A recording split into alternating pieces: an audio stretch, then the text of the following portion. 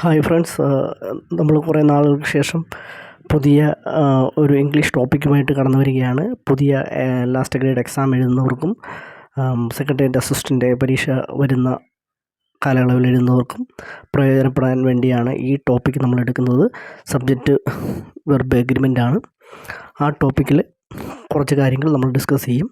ഈ സെക്ഷൻ നമ്മൾ കൈകാര്യം ചെയ്യുന്നത് agreement of the verb with subject ആണ്. അതായത് സബ്ജക്റ്റും ക്രിയയും തമ്മിലുള്ള പൊരുത്തം. In A sentence the verb must always agree with its subject in A person and A number. അതായത് വാക്യത്തിലെ ക്രിയ, അതായത് വെർബ്, അതിൻ്റെ സബ്ജക്റ്റ് എല്ലായ്പ്പോഴും പൊരുത്തപ്പെട്ടിരിക്കണം. അതായത് സബ്ജക്റ്റ് ഏകവചനമോ ബഹുവചനമോ ആണെങ്കിലും first person, second person, third person ക്രിയ അതിനോട് യോജിച്ചായിരിക്കണം. നമുക്ക് ഒരു ഉദാഹരണം ശ്രദ്ധിക്കാം.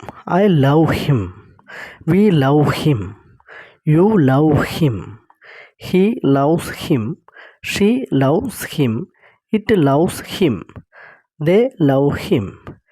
ഇവിടെ നമ്മൾ ലവ് എന്ന വെർബിന് വ്യത്യസ്ത രൂപങ്ങൾ നമുക്ക് കാണാൻ കഴിയും.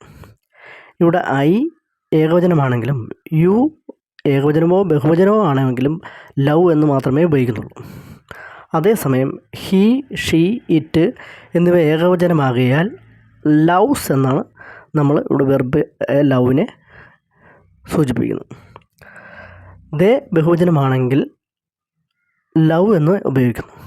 അതായത് വർത്തമാനകാലത്തിൽ സബ്ജക്റ്റ് ഏകവചനത്തിൽ ഐ, യു എന്നിവ ഒഴികെ വെർബിനോടുകൂടി എസ് ചേർക്കണം. കുറച്ച് എക്സാമ്പിൾസ് ഞാനിവിടെ നിങ്ങൾക്ക് കാണിച്ചു തരാം. The cow eats grass. The cows eat grass. The child cries. The children cry. The bird flies. The birds fly. The boy play. The boys play. The girls sings a song. The girls sings a song. The star twinkles. The stars twinkle. I write. We write. Subject ഏകവചനമാണെങ്കിൽ മാത്രമേ വെർബിന് ഈ വ്യത്യാസങ്ങൾ അനുഭവപ്പെടുന്നത് നമുക്ക് മനസ്സിലാക്കാൻ കഴിയൂ. ബഹുവചനത്തിൽ യാതൊരു മാറ്റവും ഇല്ല. അത് ഞാൻ നേരത്തെ പറഞ്ഞ പോലെ first person, second person, third person. First പേഴ്സണായ ഐയോടൊപ്പം ആമും ഐ വാസ്, ഐ ഹാവ് എന്ന് സിംഗുലറിൽ വരുന്നു. പ്ലൂറലിൽ we are, we were, we have. Second പേഴ്സണായ യുവിനോടൊപ്പം എപ്പോഴും you are, you were, you have സിംഗുലറിലും വരുന്നു. You are, you were, you have പ്ലൂറലിനോടും വരുന്നു.